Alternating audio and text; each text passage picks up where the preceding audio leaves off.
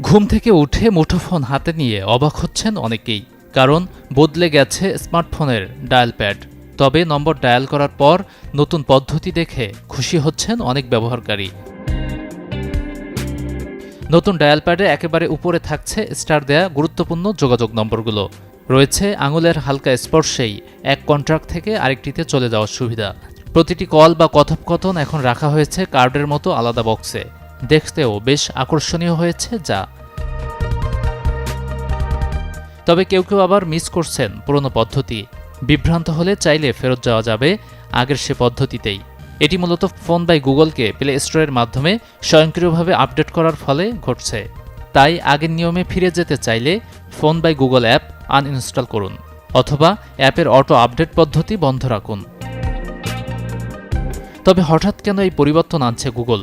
জানা গেছে গুগল বর্তমানে তাদের সকল কোর অ্যাপ যেমন কন্ট্রাক্টস, কিপ এবং ক্যালেন্ডারকে একটি নতুন এবং আধুনিক ডিজাইন ল্যাঙ্গুয়েজে সাজাচ্ছে। ফোন অ্যাপের এই রিডিজাইন সেই বৃহত্তর পরিকল্পনার একটি অংশ। তাই যারা পরিবর্তনের সাথে থাকতে চান স্বাগত জানাতে পারেন উদ্যোগটি, আর না চাইলে ফিরে যেতে পারেন আগের নিয়মে। গাজী আনিস, চ্যানেল 24।